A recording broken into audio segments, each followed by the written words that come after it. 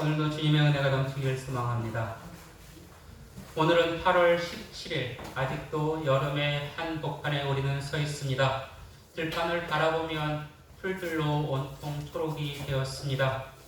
겉으로 보면 풀들이 제멋대로 자라는 것처럼 보이지만 실제 제멋대로 자라는 것은 아니지요. 사람이 가꾸지 않아도 바람의 씨가 밀려오고 이곳저곳 무성하게 자랍니다. 아무런 규칙 없이 이렇게 풀들이 자라는 것 같지만 자세히 바라보면 풀들도 규칙이 있음을 우리는 알게 됩니다. 뿌리는 땅속에서 영양분을 흡수하고요. 줄기는 햇빛을 받아 하늘의 은혜를 흡수합니다. 제가 여기 와서 다시 깨달은 부분이 있는데요. 풀들이 다 같은 시기에 자라는 것은 아니다. 3월달에 피는 풀도 있고 4월달에 피는 풀도 있고 8월달에 피는 풀도 있고 10월달에 피는 풀들도 있더라. 풀이라고 할지라도 다 질서가 있는 것이죠. 발하는 시기가 있고 꽃이 피는 시기가 있고 열매를 맺는 시기가 있습니다. 왜 풀들이 이렇게 자랄까요? 하늘이 세운 창조 질서가 그들에게도 적용되기 때문이죠. 세상의 모든 생명체는 하늘의 질서대로 움직이는 거예요. 내가 하고 싶은 대로 움직이는 것이 아니죠. 신앙생활도 마찬가지입니다. 우리는요, 하나님의 창조 질서 안에서 자유롭게 살도록 창조가 되었습니다. 우리는 세상의 모든 자유를 누릴 권한이 있는데 딱 하나 예외되는 권한이 있어요. 무엇일까요? 하나님의 권한은 우리가 침범할 수 없는 것이죠. 사람은 사람으로서의 자유가 있고 하나님은 하나님으로서의 자유가 있는 것이죠. 하나님은 시간과 공간을 초월한 존재지만 우리는 감히 상상할 수도 없습니다. 공중에서는 어디서 자유를 누리나요? 하늘에서 자유를 누려요. 바다의 물고기는 물속에서 자유를 누려요. 사람은 땅에서 자유를 누리는 것이죠. 만약에 누군가 자유를 만끽하고 싶다고 물속에 들어가서 있으면 자유가 아니라 무엇을 얻게 돼요? 죽음을 얻게 되는 것이죠. 물속에서의 자유는 물고기에게 주어진 것이지 사람에게 주어진 것이 아닙니다. 우리는 하나님의 형상을 입어 창조된 존재이기 때문에 결국 하나님의 성품 안에서 자유를 누려야 하죠. 하나님의 성품 안에서 자유를 누리는 것이 무엇일까? 이것은 이것이에요. 사랑할 수 있는 사람을 사랑할 자유. 내가 섬기고 싶은 사람을 섬길 자유. 이것이 하나님의 성품 안에서 누리는 자유이지요. 사랑하는 사람을 사랑하지 못하면 그 마음이 얼마나 아플까? 그것을 생각해 보면서 고대 노예를 한번 생각해 보았습니다. 고대법에 따르면 노예가 아이를 낳아요. 그러면 그 아이는 즉시 노예 주인의 소유물이 되는 것이죠. 함부라이 법전에 따르면 기원전 18세기에 그런 법이 이미 존재했다. 주인의 필요에 따라서 주인은 노예 부모와 노예의 아이를 떼어낼 수 있는 거예요. 강제적으로 떼어내는 거예요. 이 아이가 고대 로마에는 어떤 법이 있었느냐? 고대 로마에 따르면 아이가 6살부터 아이를 팔아도 된다는 거예요. 아이가 6살 한번 생각해 보세요. 엄마랑 떼어질 수 있을까요? 근데 노예 때는 엄마랑 떼어서 팔아도 되고 또 임대도 가능했다라는 거예요. 노예로 태어났다는 이유 하나로 자신의 의사와는 상관없이 헤어질 운명을 맞게 되는 것이죠. 아무리 노예일지라도 부모와 자식은 떼어낼 수가 없잖아요. 어떻게 그것을 끊을 수가 있어요? 그런데 세상의 법은 그런 것이에요. 세상의 법은 아무리 좋게 만들려고 해도 하늘법을 따라갈 수가 없는 것이죠. 노예는 자신의 의사대로 살 수 없기 때문에 이 노예를 보고 우리가 자유롭다 이렇게 말할 수가 없습니다. 사람은 누구나 사랑할 권리 또 섬길 권리가 있는데 신분 때문에 사랑할 권리, 섬길 권리 이런 것을 빼앗겨서는 안 되죠. 하나님께서 세상을 창조하신 후 에덴 동산에 있는 사람들에게 사랑하면서 살 자유를 주셔요. 자유를 누릴 전제 조건이 딱 하나예요. 너희들 이것만 지키면 자유롭다. 동산 중앙에 있는 선악을 알게 하는 과실의 열매는 먹지 말아라. 이것이 매우 단순하잖아요. 단순한 조건만 지키면 하나님이 자유를 주겠다 그래요. 그런데 사람들은 이 단순한 것조차 지키지 않아요.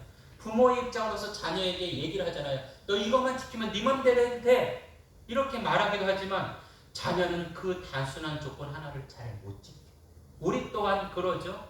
하나님께서 이거 하나만 하면 돼. 그런데 이거 하나를 잘 못 지켜요. 수백 개지 수만 가지 하라는 것이 아니라 딱 하나만 하지 말라는데 이 하나를 잘 지키지 못하는 것이죠. 그래서 사람들은 자유를 잊고 살았어요.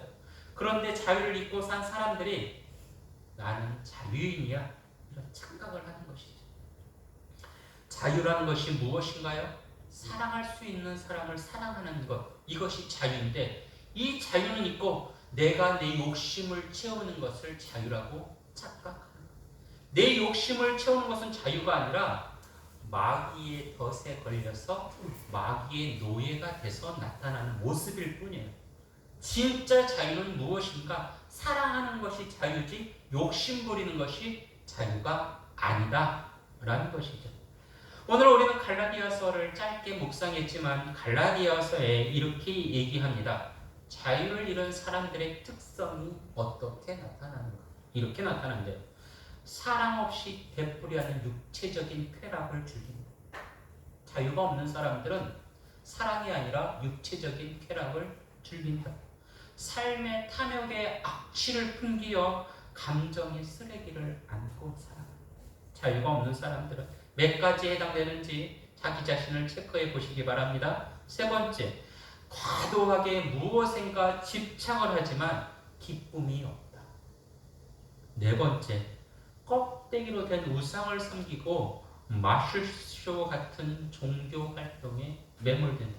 다섯 번째, 의심과 치우친 생각에 외로움을 느끼며 살벌한 경쟁을 당연한 것으로 받아들인다. 여섯 번째, 욕망이 모든 것을 집어삼키는 줄 모르고 만족할 줄 모르는 욕망의 구렁텅이에 빠져있다. 일곱 번째, 잔인하게 행동하며 사랑받을 줄도 모르는 무력감에 살아간다. 하나님의 자유를 잊고 살아가는 사람들은 이런 특성을 보인다고 갈라디아서에서 이야기하고 있습니다. 세상에 자기가 주인이 되면 모든 것이 행복할 것 같지만 그것은 죄가 되고 죽음의 티켓을 끊게 되고 사망의 음침한 골짜기로 빠지게 되는 것이죠. 하나님께서 주시는 자유를 잊고 마치 자신이 주인인 양 자인으로 착각하고 살았던 첫 번째 사회는 어떤 사회였을까? 사람이 아니라 사회를 얘기하는 거예요. 노아 시대의 사회가 그러하였다는 거예요. 성경을 개역개정 아닌 다른 성경으로 보면 이렇게 표현되어 있습니다. 악이 통제 불능의 상태가 되어 있다. 사람들이 눈을 떠서 잠들 때까지 악한 것만 생각하고 악한 것만 하려고 한다. 이 악이 통제 불능이 된 세상, 하나님은 뭘로 심판해요? 물로 심판을 하고요. 물로 심판해서 깨끗해진 세상에 하나님은 다시 사람들이 사랑하면서 살 수 있도록 하는 법을 주셨어요. 그 법이 모세가 받은 율법이에요. 율법이 무엇인가요? 율법은 하나님이 아니라 율법은 사랑하며 살 수 있는 자유를 주는 법이 율법인 거예요. 그런데 이 율법을 사람들이 이상하게 여긴 것이죠.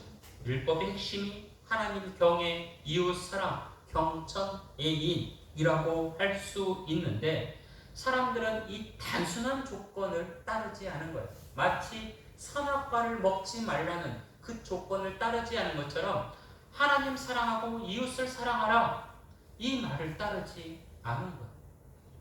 기독교의 교리가 복잡하고 뭐 헬라어, 히브리어하고 신학교 가고 10년을 하고 20년을 공부해도 모른다지만 기독교의 교리는 아주 단순해요. 하나님 사랑하고 이웃을 사랑하는 것. 하나님은 이스라엘 사람들이 율법을 통해 하나님을 이렇게 만나기를 원해요. 율법이 길로 생각하는 거예요. 율법이 하나님이 아니죠. 율법은 길이에요. 그런데 사람들은 이 율법을 밟고 하나님을 만나는 것이 아니라 율법을 하나님처럼 섬기기 시작한 거예요. 종교 습관을 중요하게 여기는 거예요. 종교 습관을 중요하게 여기면 하늘의 생기가 우리에게 공급되지 않는 것이죠. 종교 습관이 중요한 게 아니라 하나님을 만나는 것이 중요한데 사람들은 착각해요. 종교 활동을 많이 하면 하나님을 만날 것이다. 이런 착각을 하는 것이죠. 이런 사회가 바로 이스라엘 사회라고 볼 수 있습니다. 예수님은 이렇게 하늘 생기를 잃어가고 있는 사회를 보고 너무 가슴이 아파요. 사람들이 하나님을 만나야 되는데 종교 활동을 하는데 하나님을 섬긴다고 하긴 하는데 하나님을 만나지. 바울은 이런 모습의 전형적인 사람이었어요. 바울은 하나님을 만나 그 속에서 자유와 사랑을 느끼기보다는 율법을 섬길 때 하나님을 만날 수 있다 이런 생각을 하고 살았던 거예요. 깊은 종교생활 참으로 좋죠. 근데 종교생활을 하면서 하나님을 만나야 되는데 종교생활에 매몰된 사람이 있어요. 이것을 종교쇼라고 이야기합니다. 종교쇼에 빠진 사람들은 마치 마약에 중독된 사람들 같아요. 마약에 중독된 사람들이 어떤 특징을 보여요? 현실을 잊으려고 마약을 하잖아요. 그래서 현실과 마약을 딱 하는 순간 저도 경험한 것이 아니라 이론적으로 배운 것입니다. 마약을 딱 하는 순간 어때요? 그것이 현실로 받아들이는 거죠. 기쁨의 세계가. 그런데 현실은 외면하는 거예요. 종교 쇼에 빠지면 실제 삶은 외면하고 그냥 종교 활동 자체가 무슨 하늘의 기쁨이냐 착각한다라는 것이죠. 종교 쇼에 빠져요. 예배를 열심히 드리고 와요. 그러면 그 예배 기쁨이 어떻게 해야 돼요? 집에까지 이어져서 집에도 기쁨이 넘치고 또 내가 가는 곳에 기쁨이 넘쳐야 되는데 예배 한참 즐겁게 할렐루야 할렐루야 내게 강 같은 평화 이렇게 하고 와서 집에 와서 남편이랑 막 싸워요. 아내랑 싸워요. 이것은 종교쇼에 빠진 것이죠. 종교 활동에 깊이 빠진 사람들은 허무함이 있고요. 갈증이 있어요. 예배를 통해서 하나님을 만나야 되는데 예배만을 중요하게 여긴다는 거예요. 사람들이. 그것을 치료하는 전문의가 누굴까요? 바로 바울이에요. 그 전문 서적이 무엇일까요? 오늘 우리가 읽은 갈라디아서예요. 종교에 매몰되지 말고 종교를 넘어 하나님을 만나라는 책이 갈라디아서고 갈라디아서의 저자가 바울인 것이죠. 바울은 갈라디아 교인들에게 이렇게 얘기해요. 제가 하는 표현이 아니라 다른 버전의 성경책에 이렇게 나와요. 정신 나간 사람은 하나님이 하신 일을 자신이 마무리할 수 있다고 생각한다. 또 하나님을 의지 않고 자신의 힘으로 살아갈 수 있다고 말하는 사람은 실패할 수밖에 없다. 율법책에 기록된 조항만을 지키기만 하면 하나님을 만날 수 있다고 생각하는 것은 잘못이다. 제 얘기가 아니라 바울이 하는 이야기. 종교 활동에 목숨 걸지 말고 진짜 하나님을 만나고 진짜 예수님을 만나라. 이런 이야기를 바울은 강력히 주장해요. 형식을 중요하지 말아라. 너희들이 형식을 통해서 만들어온 종교 그 체계가 과연 쓸데가 있는 것이냐? 율법의 한계가 확실히 있지 않느냐? 말씀이 육신 되신 예수님을 만날 때 진정 성령이 내 안에 들어오고 내가 하나님 안에 들어가서 내가 생기가 넘치는데 왜 종교 활동에 매몰된 삶을 살아가느냐? 이런 이야기를 바울이 강력히 권고하죠. 만약에 우리가 종교 활동만을 하면서 생명을 만들어낼 능력이 있다면 종교 활동만을 해도 괜찮아요. 근데 종교 활동을 통해서 생명을 만들어내는 것이 아니라 예수님을 만날 때 생명의 역사가 일어나는 것이죠. 예수님 당시에 사람들이 하나님 믿는다고 했잖아요. 그런데 기적이 없어요. 그런데 예수님을 만날 때 기적이 일어나는 거예요. 죽음의 병이 치유되고 심지어 죽은 사람들까지 살아나는 거예요. 이영재 목사의 설교를 들으러 오는 것이 아니라 하나님의 음성을 사모하는 마음으로 올 때 진정 우리 삶의 하늘의 생기가 임하게 된다는 것을 바울은 이야기하고 있습니다. 옛날 예수님 당시에 종교 지도자들이 정말 하나님의 말씀을 잘못 가르쳤어요. 율법을 준수하기만 하면 하나님을 만날 수 있다, 이렇게 이야기하고 있어요. 근데 예수님은 안식일에 하셨던 모습을 통해서 종교 활동에서, 종교 형식에서, 종교 관습에서 벗어나라, 이렇게 말씀하신 것이죠. 시대를 초월해서 생명을 전해야 된다, 예수님은 이야기하셨습니다. 어떤 사람들은 이렇게 얘기해요. 당신 기도 얼만큼 하느냐? 당신 헌금 얼만큼 하느냐? 당신 봉사 얼만큼 하느냐? 이 시간과 액수가 중요한 게 아니잖아요. 중원부원하고 2시간, 3시간 기도하는 것보다 단 10분을 기도하더라도, 단 1분을 기도하더라도 진실하게 기도하는 것, 그리고 삶 속에서 기도의 삶을 드러내는 것, 이것이 바로 항상 기도하는 것이죠. 2-3시간, 5-6시간 무릎 꿇고 기도하는 것도 중요하지만 정작 중요한 것은 하나님 앞에 진실하게 기도하는 것이 중요한 거예요. 찬양을 오래 부르는 것보다 더 중요한 것은 내 마음에 진실한 마음으로 찬양을 부르는 것이 중요한 거예요. 성경에서 이야기하고 있는 것은 진실함이 하나님과 통한다라는 거예요. 겉으로 드러내는 종교생활 이제 멈춰라. 하나님을 만나는 참다운 종교의 예배를 드려라 라는 거예요. 바울이 갈라디아 교인들에게 간곡히 권면합니다. 나도 이전에 종교 습관에 매몰되어 있었다. 그러나 그것이 정석이 아니었다. 그것은 종교 습관이었지 하나님을 만나는 길이 아니었다. 그리스도 안에서 우리는 해방되었다고 고백을 합니다. 그 해방은 하나님 말씀 안에서 자유를 누리는 해방이죠. 풀들을 보시면 마구 자라는 것 같지만 이 하늘의 질서 속에서 자라잖아요. 우리도 생활에 볼 때, 남들이 볼 때 신앙인이 아닌 것 같아 보일지 몰라도 우리 안에 진실함이 있으면 그것이 참된 신앙이라고 말할 수 있을 것입니다. 바울의 입을 빌려서 저도 여러분에게 단호하게 말씀드리고자 합니다. 누군가 여러분에게 방언이나 예언을 한다고 하여 그 사람을 대단한 믿음의 소유자라고 생각하지 마시길 바랍니다. 고린도전서 13장에 예언도 패하고 방언도 그친다고 그래요. 제일 중요한 건 무엇이냐? 예언을 하는 게 중요한 게 아니고요. 방언을 하는 게 중요한 게 아니고요. 사랑을 하는 게 중요한 거예요. 저는 우리 교리들을 볼 때 그것이 느껴져서 너무 감사해요. 내가 비록 배운 것은 없지만, 내가 비록 가진 것은 없지만 어떻게든 옆에 있는 사람을 살리고자 사랑을 전하는 그 모습을 통해서 저는 너무 감동을 받아요.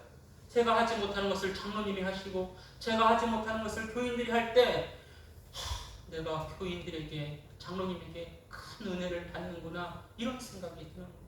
사랑이 중요한 것이지 종교 행동이 중요한 것이 아니라는 것이죠. 우리나라의 예배가 얼마나 많아요. 전 세계에서 우리나라처럼 예배가 많은 나라는 없을 거예요. 그런데 우리나라가 성경이 가장 역사하는 나라인가요? 한국의 기독교를 보세요. 정말 하나님이 원하는 삶을 살고 있는지. 소돔과 고모라의 의인 10명이 없어서 멸망했습니다. 이 땅에 수많은 교회가 있지만 정말 하나님 보시기에 참다운 교회가 얼마나 있을까? 저는 제 자신을 돌아봅니다. 이 땅에 목사가 얼마나 많지만 저는 그 목사들 중에 하나님 보시기에 합당한 목사인가? 늘 무릎을 꿇을 수밖에 없습니다. 종교 활동에 기대어 살려는 순간 우리는 다시 종교의 노예가 되며 그리스도에게 떨어져 나간 사람이 되는 것이죠. 우리는요, 성령의 그 은혜와 사귐이 있어야 돼요. 출애굽한 사람들이 무엇을 보고 길을 걸어갔나요? 불기둥, 구름기둥을 보고 가요. 그럼 우리는 무엇을 보고 가야 돼요? 우리의 생각을 앞세워서 가면 안 되는 거예요. 성령의 그 기둥을 바라보고 우리는 가야 되는데, 사람들은 성령의 기둥이 아니라 자신의 종교 그 생각을 앞세우고 간다는 거예요. 얼마나 가슴이 아팠는지, 얼마나 답답했는지 바울은 힘주어 이야기합니다. 그것이 참된 신앙이 아니라고. 참된 신앙을 증명할 수 있는 것은 사랑밖에 없어요. 이번 주부터 우리 교회에서 다시 식사를 시작하는데요. 저는 식사를 준비하면서 이 걱정 저 걱정 혼자 생각을 했는데, 식사에 담당하신다는 한 권사님께서 제가 감당하겠습니다, 이 말을 할 때 얼마나 은혜가 되는지, 그 사랑의 마음으로 섬긴다는 것이 얼마나 은혜가 되는 건지. 종교적 의무만을 집착하면 여러분은 아무것도 될 수가 없어요. 근데 어떤 사람은 종교 습관을 내세워 사람을 선동해요. 이렇게 예배 드리지 않으면 안 돼, 이렇게 기도하지 않으면 안 돼, 이렇게 찬양하지 않으면 안 돼, 이렇게 선동하는 사람들이 있어요. 갈라디아서 5장 12절에 이렇게 나옵니다. 너희를 어지럽게 하는 자들은 스스로 베어버려. 너희들을 어지럽게, 너희들 헷갈리게, 너희를 방해하는 사람들은 스스로 베어버리라. 이 말이 거세하라는 거예요. 스스로 베어버려. 내 몸에 붙어 있을지라도 내가 그것을 떼어내지 않으면 나는 파멸로 갈 수밖에 없다라는 거예요. 하나님은 우리들에게 사랑과 자유를 누리며 살아가라고 우리를 만드셨는데, 사람들은 이 사랑과 자유가 아니라 종교적 습관으로, 종교적 관습으로 이렇게 몰아간다는 것이죠. 대표적인 게 뭐예요? 이단들이 그래요. 우리 교회 안 나오면, 이것을 외우지 않으면 너희들은 구원받지 못할 것이다, 이렇게 이야기해요. 이단들만 그런가요? 그런 교회들도 있다라는 거예요. 하나님이 원하시는 것은 사랑 안에서 섬기는 일이죠. 왜 그런가? 예수님께서 그것을 보이셨기 때문에. 예수님께서 성경 구절을 외워라, 예수님께서 예배에 많이 참여하라, 이런 말씀하셨나요? 예수님께서 하신 말씀이 무엇인가요? 사랑하라, 사랑하라, 이웃을 내 몸처럼 사랑하라, 원수까지도 사랑하라. 이 이야기를 예수님이 하셨는데, 현대 교회는 뭐라고 얘기해요? 종교 습관을 중요하게 여겨라.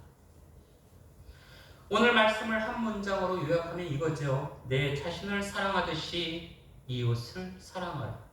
이것이 참된 자유자가 할 수 있는 것입니다. 바울은 갈라디아 사람들에게 말하고요. 그리고 또 이 시간 제 입을 빌려서 여러분들에게 말합니다. 하나님이 영이 이끄는 대로 살아가시길 바랍니다. 내 생각을 이끄는 대로 살아가지 마십시오. 제가 하는 말이지만 실제로는 바울이 제 입을 빌려서 여러분에게 지금 하는 말입니다. 성경에 이렇게 나와요. 이기심과 자유의 영은 함께 설 수가 없다.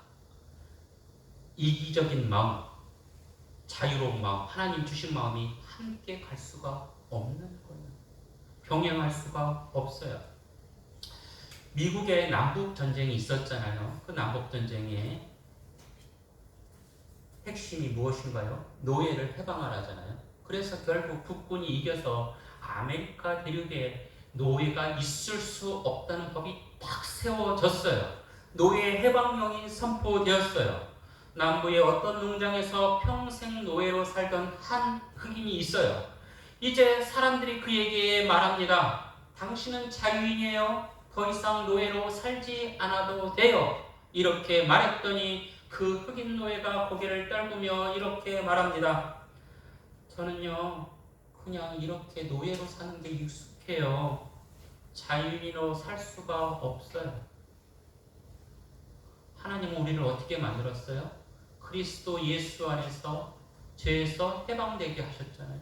자유롭게 하셨는데 사람들은 스스로 생각을 해요. 나는 사랑을 하는 것보다 그냥 종교생활하는 게 더 좋아요. 사랑을 하는 것이 중요하지 종교생활을 하는 것이 중요한 것은 아니다라는 거예요. 진정한 신앙은 하나님을 바라보는 것이지 종교적 습관에 빠져있는 것이 아닙니다. 바울도 전에는 종교 활동이 너무 중요하다고 여겼지만 예수님을 만난 이후로 그래, 이 기쁨을, 이 생기를, 이 복음을 사람들에게 전해야지. 그러면서 죽음도 마다하지 않고 복음을 선포하는 길을 걸어갔던 것이죠. 비그리스도인들은 사람들에게 이렇게 말합니다. 너 마음대로 살아라. 너 사회가 생각하는 기준에 맞춰 살라. 이게 유혹의 말이에요. 우리는 그런 말들을 십자가에 못 박아야 됩니다. 내 마음대로 사는 것이 아니라 하나님이 원하는 삶을 살 때 우리는 참 자유를 얻을 수가 있습니다. 제가 놀이터의 풀들을 보면서 깜짝 놀라요. 풀들의 종류가 왜 이렇게 많아? 옆으로 자라는 풀이 있고 또 이렇게 바닥으로 퍼지는 풀이 있고 높이 솟는 풀이 있고 잎사귀가 많은 풀이 있고 풀들이 왜 이렇게 많아요? 야, 우리가 몰라져서 미안하구나. 내가 몰라져서 미안하구나. 풀들도 저마다의 그 모습이 있죠. 여러분들도 여러분 나름대로의 모습이 있습니다. 남들과 비교해서 여러분을 판단하지 마시고 하나님이 여러분을 귀하게 만들었다. 그렇게 생각하시고 창조적으로 살아가시길 바랍니다. 종교적 습관이 아니라 멋지게 살아가세요. 행복하게 살아가세요. 사랑하며 살아가세요. 이것이 진짜 신앙이에요.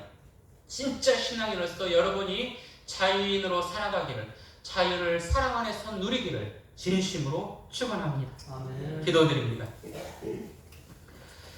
주 우리 아버지 하나님, 이 종의 입을 빌려 바울의 말을 전하게 하여 주심에 감사를 드립니다. 종교적 관습이, 종교적 행위가, 종교 쇼가 아무것도 아님에도 불구하고 우리는 아직도 죄에 매여 살아가고 있었습니다. 주님, 이제 참 자인으로 살기를 원합니다. 예수를 통해 하늘에 주신 은혜를 누리며 살기를 원합니다. 사랑하며 살기를 원합니다. 우리를 자유인으로 세워 주옵소서. 죄에서 해방시켜 주옵시고 생기 있는 모습으로 창조적으로 살아갈 수 있도록 우리의 삶을 인도하여 주시옵소서. 예수님 이름으로 기도합니다. 아멘.